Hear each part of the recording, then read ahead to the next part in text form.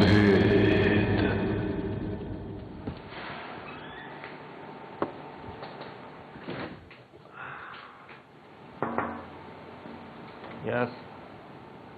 Good morning sir.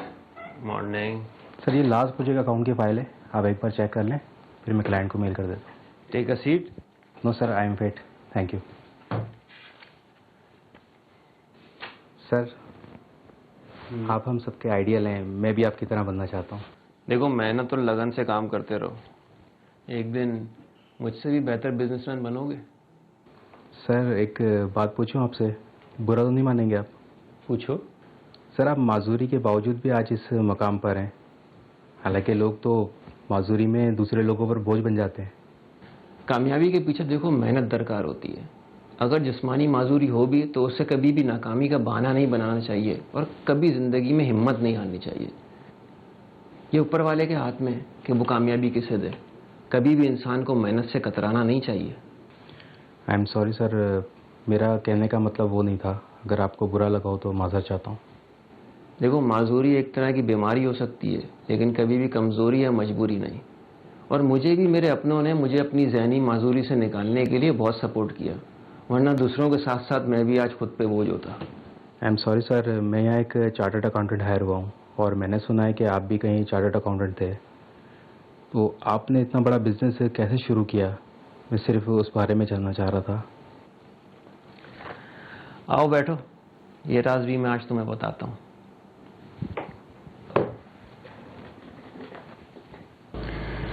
बच्चे तैयार हो गए तो नाश्ता लगा दो, आज जल्दी जाना मुझे काम पे।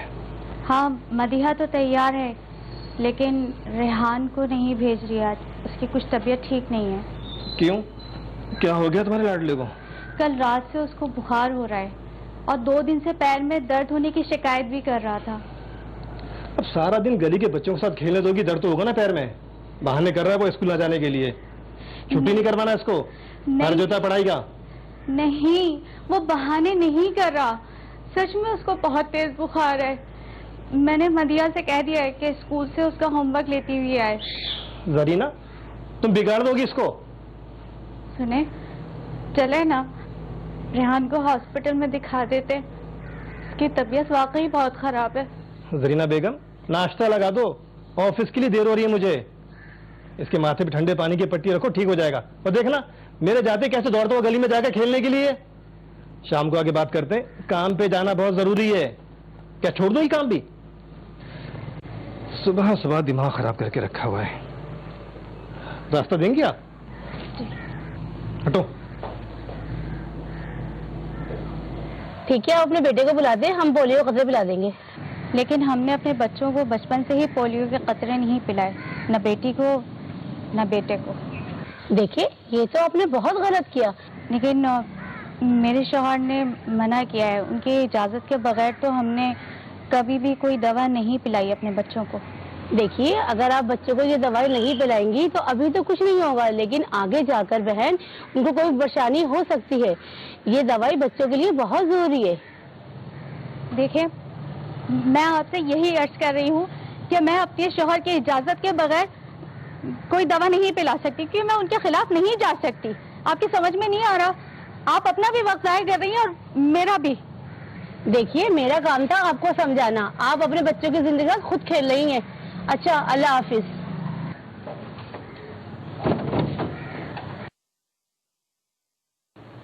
और अब वहाँ पे ओपीवी की बजाय आईपीवी का इस्तेमाल है। ओपीवी क्यों है, यानी ओरल ड्रग क्यों दी जाती है? क्योंकि it is easy to use, इसके लिए आपको कोई ट्रेंड स्टाफ की ज़रूरत नहीं है और आराम से ये हर जगह, हर दूर दराज इलाकों तक भी पहुंचाई जा सकती है। तो हमें थोड़ा सा गौर करने की ज़रूरत है। इस सिलसिले में हमारी हुकूमत को भी चाहिए कि वो ऐसे सॉलिड ग्राउंड्स पे काम करे और जो भी लोग मिसकॉन्सेप्शन का शिकार हैं तो उसको दूर करने के लिए बाकायदा तौर पे जो इंटरनेशनल रिपोर्ट्स हैं इस वैक्सीन को लेके वो शाया की जाएं अखबार में, ताकि लोगों का एक बिलीफ बने कि yes, it is authentic vaccine, it has no side effects. Salman, आप इसे हॉस्पिटल ले चले, खुदा के लिए। बुखार इसका बढ़ता ही जा रहा है, कम ही नहीं हो रहा। जब खड़े होने की कोशिश करता है ना अपने पैरों पे, तो बार बार गिर जाता है, मेरा दिल दहल जाता है। रेहान, रेहान बेटा उठो मेरा बच्चा, शाबाश। आराम से, आराम से। इधर आओ, इधर आओ, शाबाश। खड़े हो, खड़े हो। अरे रेहान, रेहान, रेहान बेटा, हाँ चलो, देखो चलो अब्बू को चल के दिखाओ। आओ, शाबाश, चलो चलो। अरे रेहान, मैं आपसे कह रही हूँ ना, खुदा के लिए आप इसको हॉस्पिटल ले चले। मैं बहुत परेशान हो रही हूँ। 3 दिन से इसकी हालत गैर हो चुकी है। आप क्यों नहीं समझ रहे? डॉक्टर साहब, इसे देखिए बुखार भी है और इसके पैर में बहुत दर्द है। जी, कब से है बुखार? जी कल रात से है, और अब तो बहुत ज्यादा बढ़ता जा रहा है बुखार। कोई मेडिसिन ली है आप लोगों ने? डॉक्टर साहब, बचपन से इसी तरह बुखार आता रहा है और खुद ब खुद ठीक हो जाता है। इसे 105 बुखार है, और सम टाइम ऐसा बुखार जानलेवा साबित होता है। और ये पैर में दर्द कब से है? डॉक्टर साहब, 2-3 दिन से खेल कूद बहुत ज्यादा कर रहा है, इस वजह से, और कुछ नहीं है। अगर सब चीजें आप ही डिसाइड कर लेंगे तो फिर हमें हॉस्पिटल खोलने की क्या जरूरत है? बच्चे की वैक्सीनेशन हुई है, और आज वैसे पोलियो डे था, आप लोगों ने उसे डोज पिलाई है? जी डॉक्टर साहब, हमने तो अपने बच्चों की पैदाइश के वक्त ही वैक्सीनेशन करवाई थी। उसके बाद तो हमने बच्चों की कोई वैक्सीन नहीं करवाई है। असल में ये पोलियो के खतरे के कायल नहीं है। डॉक्टर साहब, हमें भी कभी सारी वैक्सीनेशन नहीं हुई। अरे हमारे वक्त में तो ये दवा हुआ भी नहीं करती थी। देखें, अल्हम्दुलिल्लाह ठीक ठाक हूँ आपके सामने में। इसी वजह से मैंने अपने दोनों बच्चों को वैक्सीनेशन ही करवाई। एक काम करें, आप कोई हल्की बुल्की सी दवाई लिख दें, इंशाल्लाह सुबह तक मेरे बच्चे का बुखार टूट जाएगा। ठीक है, मैं मेडिसिन लिख देता हूँ, लेकिन ऑर्थोपेडिक से कंसल्ट जरूर कर लीजिएगा। हर बच्चे की इम्यूनिटी एक सी नहीं होती, तो मैं आपको एक टेस्ट लिख के दे रहा हूँ, आप बाहर से करा लीजिएगा। ये किस लिए? इससे ये कंफर्म होगा कि बच्चे को पोलियो तो नहीं है। ठीक है, आप दोनों को मुतमईन करने के लिए मैं टेस्ट करवा लेता हूँ, और मुझे पूरा यकीन है कि रिपोर्ट में ऐसा कुछ नहीं आएगा। देखिए, हमारे यहाँ सोसाइटी में बहुत ज़्यादा मिसकॉन्सेप्शन पाया जाता है, और मिसकॉन्सेप्शन होने की एक वजह हमारे यहाँ ख्वानदगी की शरह का बहुत ज़्यादा कम होना है, यानी लिटरेसी रेट बहुत ज़्यादा कम है, जिसकी वजह से लोग खुद तहकीक नहीं करते। आजकल देखें, इंटरनेट हर घर में मौजूद है, हर शख्स मोबाइल यूज़ कर रहा है, लेकिन मोबाइल का राइट यूज़ नहीं कर रहा। आप देखें KPK या और उन जगहों पे जहाँ पे पोलियो वर्कर्स को एंट्री नहीं दी जाती, तो प्रॉब्लम क्या होती है कि वो सुनी सुनाई बातों पे अमल करते हैं। मिसकॉन्सेप्शन बहुत ज़्यादा है, मिथ्स हैं, मनगढ़ंत बातें हैं, और उसके नतीजे में वो कहते हैं जनाब पोलियो की दवा पीने से बच्चा बीमार हो जाएगा या इससे ख़त्म नहीं होगा। हमें देखना चाहिए कि वो तमाम ममालिक जिन्होंने इस वैक्सीन को इस्तेमाल किया और अपने मुल्क से, अपने कंट्री से पोलियो को जड़ से उखाड़ कर फेंक दिया।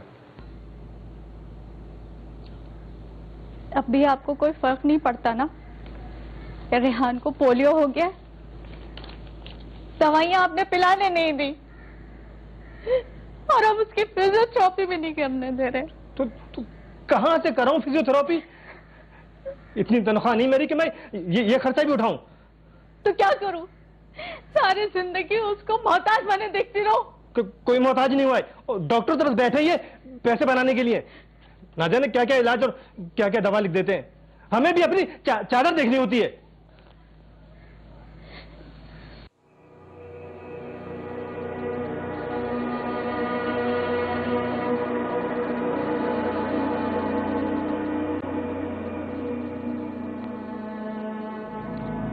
मुझे भी खेलना। अबे तू लंगड़ा है, तू कैसे खेल सकता है? मैं तुझे सिर्फ एक ही गेम खेल सकता है, नंगली पाला। हाँ ये तो अच्छी बात है ना, अब ये चीटिंग भी नहीं कर पाएगा।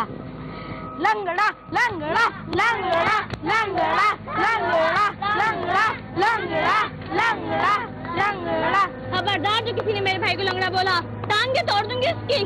भागो यहाँ से।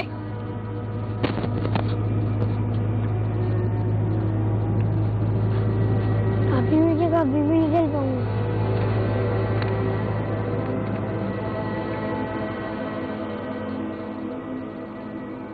मेरी बहन मेरी दोस्त बन गई, मेरे साथ खेलती, अपना सारा वक्त मुझे देती कि कहीं मैं अकेलापन महसूस ना करूं। मेरी अम्मी हर रात मेरे पैरों पर तेल का मसाज करती।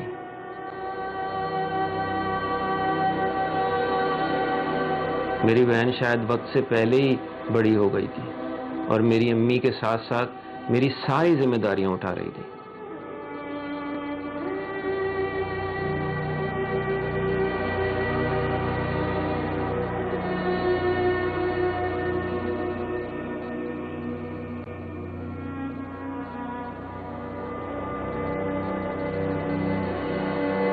मेरी बहन मेरा बोझ उठाने लग गई थी कि कहीं मैं माजूरी की वजह से लड़खड़ा ना जाऊं।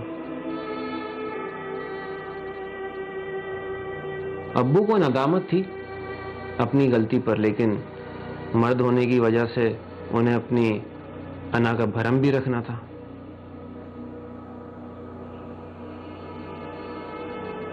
अपने साथ साथ मेरी पढ़ाई की जिम्मेदारी भी उठा ली थी बहन ने। थक जाती थी पर कभी इस बात का एहसास नहीं होने दिया कि वो 2 जिंदगियां जी रही है।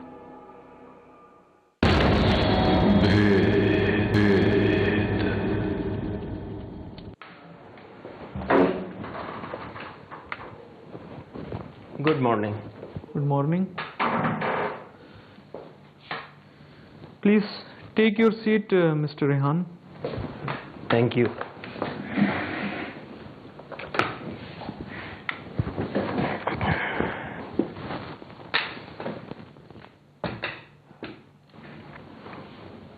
ये मेरे डॉक्यूमेंट्स हैं।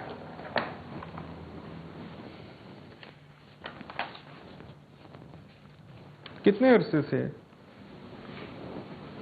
क्या मतलब, मैं समझा नहीं सर। I mean, आप कितने अरसे से हैंडीकैप हैं? 25 साल से। 25 साल से? पता इतना लंबा अरसा, कोई ट्रीटमेंट नहीं करवाया? लेकिन सर इस बात का मेरी जॉब से क्या लेना देना? लेना देना है मिस्टर रेहान। आपके डॉक्यूमेंट इस जॉब के लिए बिल्कुल परफेक्ट हैं। आप एक टॉपर हैं और अकाउंट्स में भी आपके बहुत अच्छे मार्क्स हैं, लेकिन हम आपको ये जॉब ऑफर नहीं कर सकते। लेकिन क्यों सर? आप लोगों ने जो न्यूज़पेपर में ऐड दिया था उसके हिसाब से मेरी क्वालिफिकेशन पूरी है। मेरे डॉक्यूमेंट्स भी आप चेक करवा सकते हैं कि ये फेक नहीं है। मिस्टर रेहान, बात सिर्फ इतनी सी है कि हमें एक फिजिकली एक्टिव अकाउंटेंट की ज़रूरत है। हमें अक्सर बाहर बहुत सी मीटिंग अटेंड करनी होती हैं और हम किसी भी ऐसे डिसेबल पर्सन को ये जॉब ऑफर नहीं कर सकते। So I am sorry. But I am not. लेकिन क्यों मैम? फरहान, तुम इसके सिर्फ अपीयरेंस देख रहे हो, जो कि तुम्हें फिजिकली फिट नहीं लग रही, लेकिन मैं इसकी मेंटल एबिलिटी देख रही हूँ। टॉपर है, जॉब के लिए क्वालिफाइड है। हाँ, अगर ये अपनी छोटी सी डिसेबिलिटी को लेकर लोगों पे बोझ बन जाता तो फिर शायद कोई और बात थी। जब इसने खुद को एक चांस दिया है तो फिर हम क्यों नहीं? लेकिन ma'am. Farhan, I am the boss, so please let me make my decisions. By the way, जब आपने भी ये कंपनी ज्वाइन की थी तो आपके पास एक्सपीरियंस नहीं था और ना ही रेहान जितने marks, right? Anyway, welcome to our company. Thank you so much. Thank you so much madam. उम्मीद करती हूँ कि आप अपनी बेस्ट परफॉर्मेंस देंगे। इंशाल्लाह, इंशाल्लाह, I will madam. Thank you so much madam. Thank you sir.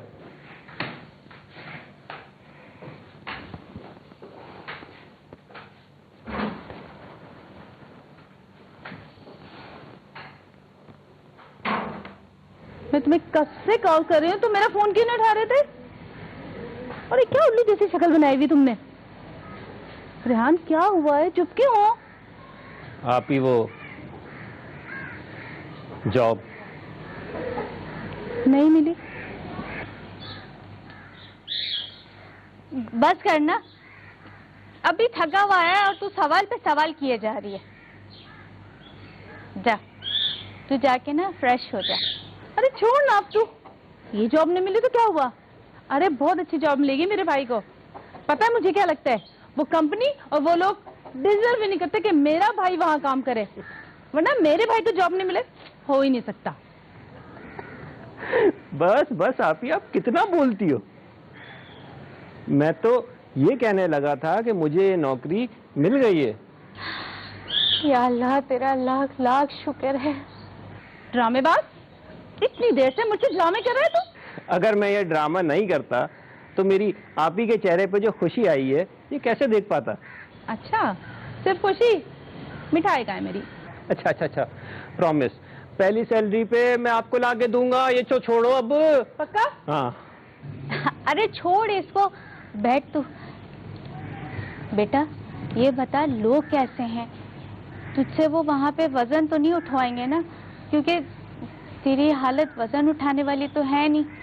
कैसी बातें कर रही हो तुम? ये कोई रेलवे स्टेशन पे कुली थोड़ी लग गया है। नहीं नहीं अम्मी, बहुत अच्छे लोग हैं और ख़ास तौर पर मेरी बॉस बहुत सपोर्टिव है। हमारी जितनी भी मेहनत हुई उन्होंने बिल्कुल ज़ाया नहीं जाने दी। अल्लाह भला करे उनका। आपको खुशी नहीं हुई क्या? तुम्हें हमेशा से ऐसा क्यों लगता है कि मुझे रेहान की या उसकी खुशी की कोई फिक्र नहीं? मैंने तो कभी भी ऐसा नहीं कहा। कहती नहीं हो मगर तुम्हारी आंखों से दिखता है। दिखता तो मुझे भी बहुत कुछ है आपकी आंखों में, जो शायद आप कह नहीं पाते या कहना नहीं चाहते। क्या मतलब? कुछ नहीं। नहीं नहीं, तुम बोल दो तुम्हारे दिल में। क्या मैंने बच्चों की परवरिश में कोई कमी रखी? क्या मैंने रेहान को उसकी इस हालत में स्कूल से उठा के घर पर बैठा दिया? आज रेहान जो अपनी पढ़ाई की दम से इस नौकरी पर है, उसका खर्चा मैंने उठाया है, तुमने नहीं। खाना लग गया है, आप लोग खाना खा लीजिए। तुम चलो, आप भी आ जाए।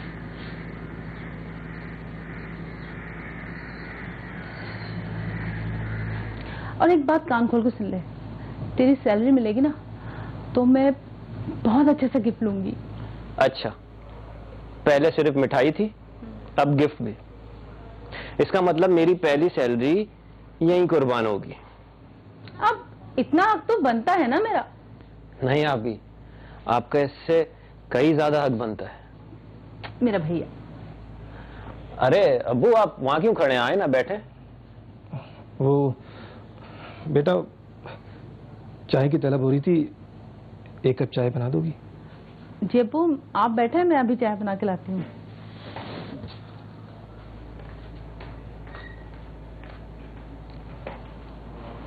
अब्बू आए। अरे तुम बैठो बेटा, बैठो।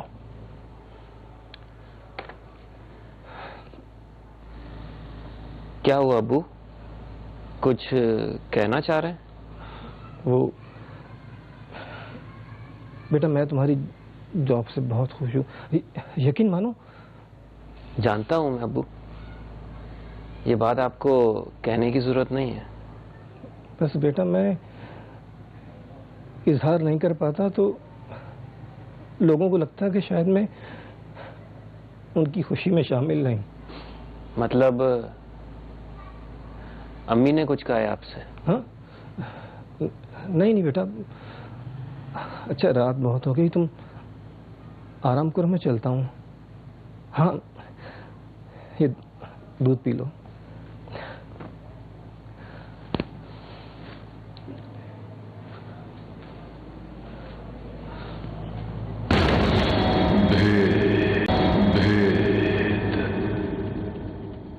मदीहा बेटा, अरे ये सब काम छोड़, ये देख, ये जरा देख। क्या है अम्मी? बेटा, आसिया बहन ने रिश्ते की तस्वीरें भेजी हैं। माशाल्लाह से तीनों लड़के बहुत अच्छी जॉब करते हैं। तुझे जो पसंद आए बता दे, हम तेरा रिश्ता तय कर देंगे। मुझे अभी शादी नहीं करनी। क्यों बेटा, क्यों नहीं करनी है? अम्मी रेहान को अभी मेरी जरूरत है। मदीहा, तुमने रेहान के लिए अपनी शादी की उम्र गुजार दी है और मैं हूं ना उसके लिए। जब तक रेहान की शादी नहीं हो जाती और उसको संभालने वाली कोई नहीं आ जाती, मैं शादी नहीं करूंगी। अम्मी, हम कितना बोझ डालेंगे आप पर इस उम्र में। लेकिन अब तो रेहान की जॉब भी हो गई है और आहिस्ता आहिस्ता तो वो सेटल हो जाएगा। अम्मी, मुझे इस बारे में कोई बात नहीं करनी, बस।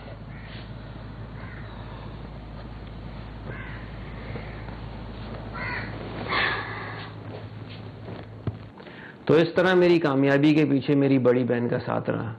हर वक्त वो बैकबोन बन के मेरे साथ रही कि मैं कहीं कमज़ोर ना पड़ जाऊं। अगर वो नहीं होती तो शायद मैं भी दूसरों की तरह इस माजूरी को अपनी मजबूरी तस्लीम करके बैठ जाता। सर, आप वाकई बहुत खुशनसीब हैं कि आपको इतना सहारा देने वाली और इतना प्यार करने वाली बहन मिली। हाँ, और उसने भी कभी मुझे इस बात का एहसास नहीं दिलाया कि वो मेरा सहारा है, बल्कि मेरी ताकत और हिम्मत बनकर हमेशा मेरे साथ चलती रही। तुम भी इस तरह मेहनत और लगन से काम करते रहोगे तो वो दिन दूर नहीं है रज़ा कि जब कामयाबी तुम्हारा मुकद्दर बने। सर, मैं आपसे वादा करता हूँ कि मैं अपनी बेस्ट परफॉर्मेंस दूंगा और आपकी तरह बनूंगा, इंशाअल्लाह।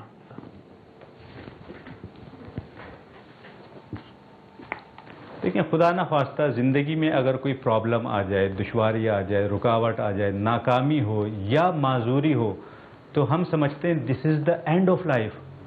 This is not the end of life, in fact it is a band of life. कुदरत आपको चाहती है कि आप किसी नए रास्ते का इंतखाब करें, कुछ नई सोच के साथ आगे बढ़ें।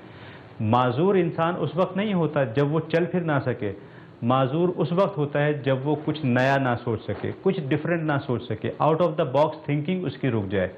तो ज़िंदगी में, दुनिया में आप देखें अगर सराउंडिंग में बेशुमार ऐसे लोग हैं जो हैंडीकैप हैं, जो चल नहीं सकते, जो लिखने, जिनके हाथ नहीं हैं, जिनकी टांगें नहीं हैं या हाथ पांव दोनों नहीं हैं, but they have performed miraculously outstanding. Why? There is only one reason, उन्होंने अपने माइंड का सही इस्तेमाल किया। वेदर यू हैव लिम्स और not, if you are using your mind right, you can do miracles. जी जी, ठीक है, जैसे आप मुनासिब समझे बहन। अच्छा ठीक है, तो फिर कल आप लोग आ रहे हैं ना? चले, सही है, अल्लाह हाफिज। आपी, अम्मी, आज तो बहुत ही खुशी का दिन है। अच्छा? हाँ, मुझे प्राइड ऑफ परफॉर्मेंस के लिए नॉमिनेट किया गया है। या अल्लाह, तेरा लाख लाख शुक्र है मेरे मालिक, इस घर में दो दो खुशियाँ आ गई। दो दो खुशियाँ मतलब? हाँ बेटा, हमारी मदीहा के लिए बहुत अच्छा रिश्ता आया है। लड़का भी बहुत अच्छा है माशाल्लाह, फैमिली भी बहुत अच्छी है और फैमिली दुबई में रहती है। तो आप ही हमें छोड़ के इतनी दूर चली जाएगी? पागल हो क्या?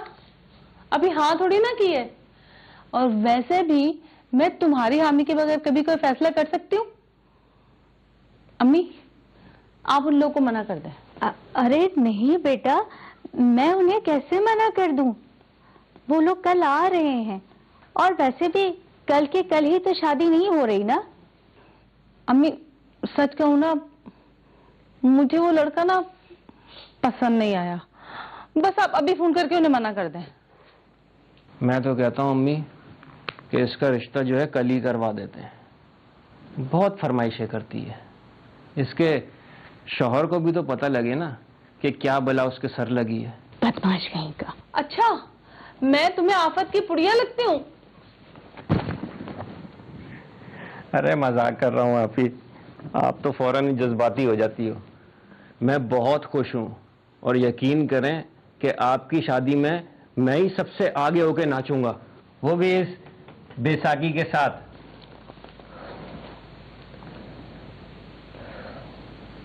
रेहान बेटा, मुझे माफ कर दो।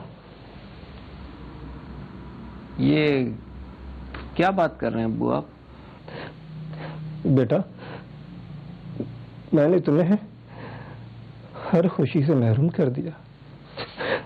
तुमसे तुम्हारा बचपन छीन लिया।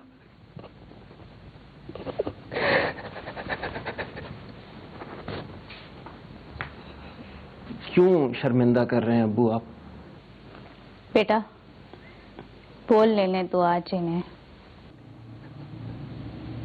हाँ बेटा, मेरी जिद और अना ने तुम्हारी जिंदगी बर्बाद कर दी। अगर तुम्हें पोलियो के कतरे पिलवा दिए होते तो आज तुम्हारा ये हाल ना होता। ऊपर से मेरी कमजोरी देखोगे, मैं तुम्हारी फिजियोथेरेपी भी ना करवा सका बेटा। कुछ हालात ने मार दिया, कुछ मेरी जिद ने बेटा। अगर मैंने तुम्हारी माँ की बात मानी होती तो आज तुम्हें इनमें साकी होगी। आप ठीक कह रहे हैं, लेकिन अगर मेरे नसीब में ये माजूरी थी तो किसी और वजह से भी हो सकती थी। हम क्या कर सकते थे?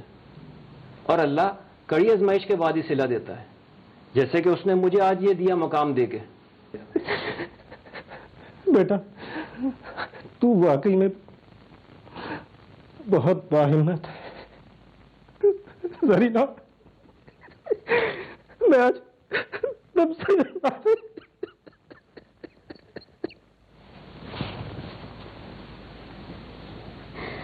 हमें आपकी माफी की जरूरत नहीं है। आपको अपनी गलती का एहसास हो गया, हमारे लिए यही बहुत है। अल्लाह पाक ने हमें इतनी खुशियां दे दी हैं, हमें उसका शुक्र अदा करना चाहिए और आने वाले वक्त में अपनी खैर व आफियत की दुआ करनी चाहिए। और हमें इस बात से सबक हासिल करना चाहिए कि हमारी छोटी सी लापरवाही हमारे लिए कभी कभी नुकसानदेह भी हो सकती है।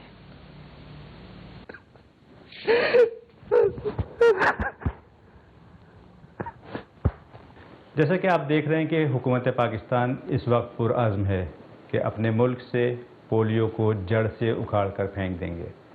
तो आपको भी इस मुहिम का, इस अज़्म का हिस्सा बनना चाहिए। और अगर आपके घरों में छोटे बच्चे हैं, उन्हें ये पोलियो वैक्सीन ज़रूर पिलवाएं। बिल्कुल नहीं, एक पॉजिटिव माइंडसेट के साथ इस मुहिम का हिस्सा बने, पोलियो वैक्सीन पिलवाएं। और अगर आपके घर में छोटे बच्चे नहीं हैं, अपने सराउंडिंग में, अपने नेबरहुड में देखें, लोगों को एजुकेट करें, क्योंकि एक रोशन मुस्तकबिल के लिए सेहतमंद कौम का होना बहुत ज़रूरी है। पोलियो की वजह से अमूमी तौर पे एक हाथ, पाँव, दोनों पाँव या बहुत सी दफ़ा सांस लेने में प्रॉब्लम होती है। लोग समझते हैं कि जनाब माजूरी हो गई, अगर एक पाँव काम नहीं कर रहा जनाब माजूरी हो गई, दिल बर्दाश्ता हो जाते हैं। बहुत से लोग खुदकुशी की तरफ चले जाते हैं। लेकिन ऐसे लोगों को मैं बताना चाहूँगा कि अगर वो हमारी इस मौजूदा दौर में एक जीती जागती मिसाल है निक नाम का एक ज़बरदस्त trainer, corporate trainer, motivational speaker, Australia से ताल्लुक़ है। अगर आप देखें तो उसके दोनों पाँव नहीं हैं, और पाँव भी कोई घुटनों तक नहीं, पाँव भी बिल्कुल थाइज भी नहीं है, दोनों हाथ नहीं हैं, यानी he is the person without limbs. सिर्फ धड़ है उसका और वो ज़बरदस्त परफॉर्म कर रहा है। उसने हिम्मत नहीं हारी और उसने क्या किया, उसने फोकस किया उस चीज़ पे जो उसके पास थी। हमारे यहाँ प्रॉब्लम क्या होता है, हम उन चीज़ों को फोकस करते हैं जो नहीं हैं, यानी अगर चल फिर नहीं सकते तो उस माजूरी को फोकस करेंगे। मैं ये कहना चाहता हूँ कि focus on what you have, जो चीज़ है आपके पास उसको फोकस करें। उसके पास दिमाग था, उसके पास ज़बान थी, निक ने उन चीज़ों को फोकस किया, इस्तेमाल किया और एक ज़बरदस्त मोटिवेशनल स्पीकर और ट्रेनर बन गया। कामयाब तरीन इंसान है। बहुत से अच्छे खासे चलते फिरते लोग उस जैसी आइडियल ज़िंदगी को गुजारने की ख्वाहिश करते हैं जो लग्जरीज उसके पास हैं, तो आप क्यों नहीं कर सकते? मैं सिर्फ आपसे इतना कहना चाहता हूँ, focus on what you have. जो चीज़ें अल्लाह ताला ने आपको दी हैं उनको फोकस करें, उनको ज़बरदस्त तरीके से इस्तेमाल करें, अपने डिस्टिंक्ट फोटे को पहचानें, what exactly it is that you can do, उस पर काम करें, और मैं समझता हूँ कि आप भी दुनिया में कुछ आउटस्टैंडिंग परफॉर्म करके जा सकते हैं। क्योंकि जब अल्लाह ताला ने आपको पैदा किया है तो यकीनन उसका कोई ना कोई आपके लिए पर्पस भी होगा। उस पर्पस को तलाश करें और कुछ ज़बरदस्त कर गुजरें।